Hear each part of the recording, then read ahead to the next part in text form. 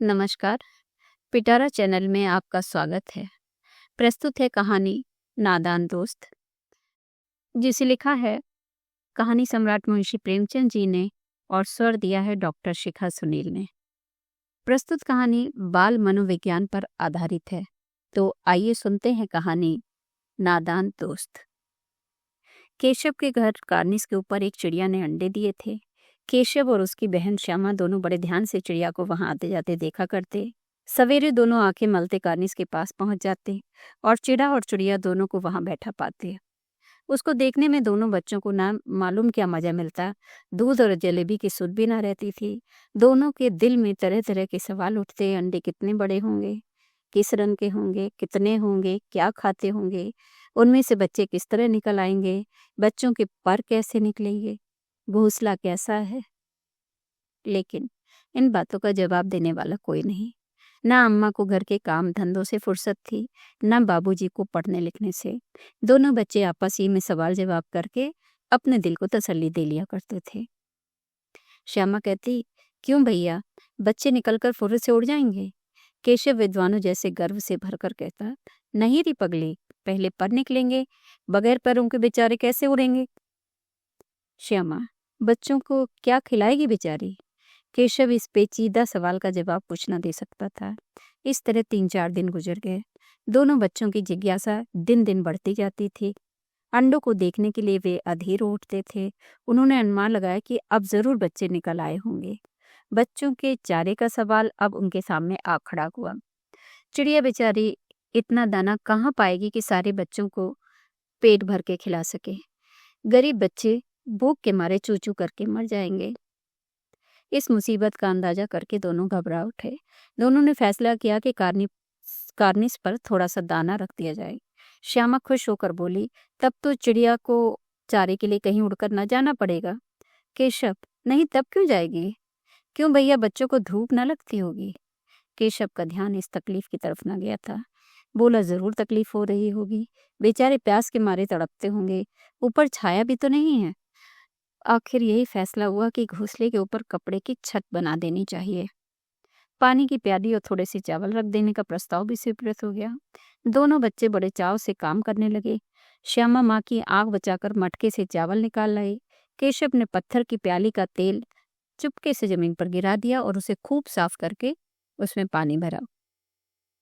अब चांदनी के लिए कपड़ा कहाँ से आए? फिर ऊपर बगैर छड़ियों के कपड़ा ठहरेगा कैसे, और छड़ियां खड़ी कैसे होंगी? केशव बड़ी देर तक इसी उधेड़ बुन में रहा। आखिरकार उसने इस मुश्किल का हल निकाल लिया। श्यामा से बोला, जाकर कूड़ा फेंकने वाली टोकरी उठा लाओ। अम्मा जी को मत दिखाना, वो तो बीच से फटी हुई है, उसमें से धूप न जाएगी। केशव ने झुंझलाकर कहा, तो टोकरी तो ला, मैं उसका सुराख बंद करने की कोई हिकमत निकालूंगा। श्यामा दौड़कर टोकरी उठा लाई। केशव ने उसके सुराख में थोड़ा सा कागज ठूंस दिया और तब टोकरी को एक टहनी से टिकाकर बोला, देख, ऐसे ही घोंसले पर उसकी आड़ कर दूंगा। तब कैसे डूब जाएगी? श्यामा ने दिल में सोचा, भैया कितने चालाक हैं। गर्मी के दिन थे। बाबूजी दफ्तर गए हुए थे। अम्मा दोनों बच्चों को कमरे में सुलाकर खुद सो गई थी, लेकिन बच्चों की आंखों में आज नींद कहाँ। अम्मा जी को बहलाने के लिए दोनों दम रोके आंख बंद किए मौके का इंतजार कर रहे थे। जो ही मालूम हुआ कि अम्मा जी अच्छी तरह से सो गई हैं, दोनों चुपके से उठे और बहुत धीरे से दरवाजे की सिटकनी खोलकर बाहर निकल आए। अंडों की हिफाजत की तैयारियां होने लगी। केशव कमरे से एक स्टूल उठा रहा है, लेकिन जब उससे काम ना चला तो नहाने की चौकी लाकर स्टूल के नीचे रखी और डरते डरते स्टूल पर चढ़ा। श्यामा दोनों हाथों से स्टूल पकड़े हुए थी। स्टूल चारों टांगे बराबर ना होने के कारण जिस तरफ ज्यादा दबाव पाता था, जरा सा हिल जाता था। उस वक्त केशव को कितनी तकलीफ उठानी पड़ती थी, यह उसी का दिल जानता था। दोनों हाथों से कार्निस पकड़ लेता और श्यामा को दबी आवाज में डांटता, अच्छी तरह पकड़, वरना उतरकर बहुत मारूंगा। मगर बेचारी श्यामा का दिल तो कार्निस के पास था, कार्निस के ऊपर था। बार बार उसका ध्यान उधर ही जाता था और हाथ ढीले पड़ जाते।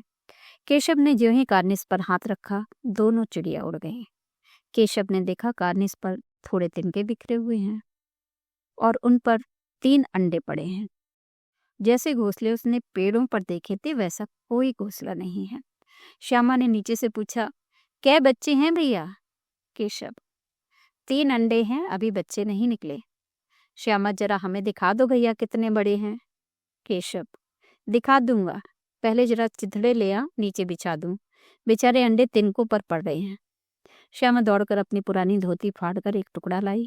केशव ने झुककर कपड़ा ले लिया, उसकी कई तह करके उसने गद्दी बनाई और उसे तिनकों पर बिछाकर 3 अंडे धीरे से उस पर रख दिए।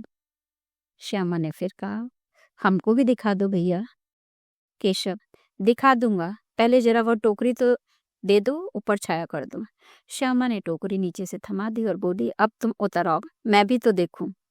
केशव ने टोकरी को एक टहनी से टिकाकर कहा, जा दाना और पानी की प्याली भी ले आ, मैं उतर जाऊं तब तुम्हें दिखाता हूँ। श्यामा प्याली और चावल भी लाई। केशव ने टोकरी के नीचे दोनों चीजें रख दी और आहिस्ता से उतर आया। श्यामा ने गिड़गिड़ा कर कहा, अब हमको भी चढ़ा दो भैया। केशव, तू गिर पड़ेगी। ना गिरूंगी भैया, तुम नीचे से पकड़े रहना। ना भैया, कहीं तू गिरा पड़ी तो अम्मा जी मेरी चटनी बना डालेंगी, कहेंगी तूने ही चढ़ाया था। क्या करेगी देखकर? अब अंडे बड़े आराम से हैं, जब बच्चे निकलेंगे तो उनको पालेंगे। दोनों चिड़िया बार बार कार्निस पर आती थीं और बगैर बैठे ही उड़ जाती थी। केशव ने सोचा, हम लोगों के डर से नहीं बैठती। स्टूल उठाकर कमरे में रखाया, चौकी जहाँ की थी वहीं रख दी। श्यामा ने आंखों में आंसू भरकर कहा, तुमने मुझे नहीं दिखाया, मैं अम्मा जी से कह दूंगी। अम्मा जी से कहेगी तो बहुत मारूंगा, कह देता हूँ। तो तुमने मुझे दिखाया क्यों नहीं? और गिर पड़ती तो 4 सर न हो जाते? हो जाते तो हो जाते, देख लेना, मैं कह देती हूँ। इतने में कोठरी का दरवाजा खुला और माँ ने धूप से आंखों को बचाते हुए कहा, तुम दोनों बाहर कब निकल गए? मैंने कहा था ना कि दोपहर को बाहर नहीं निकलना है। किसने किवाड़ खोला? किवाड़ केशव ने खोला था, लेकिन श्यामा ने माँ से बात नहीं कही। उसे डर लगा कि भैया पिट जाएंगे। केशव दिल में कांप रहा था कि कहीं श्यामा कह ना दे। अंडे न दिखाए थे, इससे अब उसको श्यामा पर विश्वास नहीं था। श्यामा सिर्फ मोहब्बत के मारे चुप थी या इस कसूर में हिस्सेदार होने की वजह से, इसका फैसला नहीं किया जा सकता था। शायद दोनों ही बातें सच हों। माँ ने दोनों को डांट टपट कर फिर से कमरे में बंद कर दिया और आप धीरे धीरे उन्हें पंखा झलने लगी। अभी सिर्फ 2 बजे थे, बाहर तेज लू चल रही थी। अब दोनों बच्चों को नींद आ गई थी। 4 बजे एकाएक श्यामा की नींद खुली। किवाड़ खुले हुए थे। वो दौड़ी हुई कार्निस के पास आई और ऊपर की तरफ ताकने लगी। टोकरी का पता न था। संयोग से उसकी नजर नीचे पड़ गई और वो उल्टे पांव दौड़ती हुई कमरे में जाकर जोर से बोली, भैया, अंडे तो गिरे पड़े हैं, बच्चे तो उड़ गए। केशव घबराकर उठा और दौड़ा हुआ बाहर आया तो क्या देखता है कि तीनों अंडे नीचे टूटे पड़े हैं और उनसे कोई चूने की सी चीज बाहर निकल आई है। पानी की प्याली भी एक तरफ टूटी पड़ी है। उसके चेहरे का रंग उड़ गया। सहमी हुई आंखों से जमीन की तरफ देखने लगा। श्यामा ने पूछा, बच्चे कहाँ उड़ गए भैया? केशव ने करुण स्वर में कहा, अंडे तो फूट गए। श्यामा, और बच्चे कहाँ गए? केशव, तेरे सर में, देखती नहीं है अंडों में से उजला उजला पानी निकल आया है, वही तो 2-4 दिन में बच्चे बन जाते। माँ ने सोटी हाथ में लिए हुए पूछा, तुम दोनों वहां धूप में क्या कर रहे हो?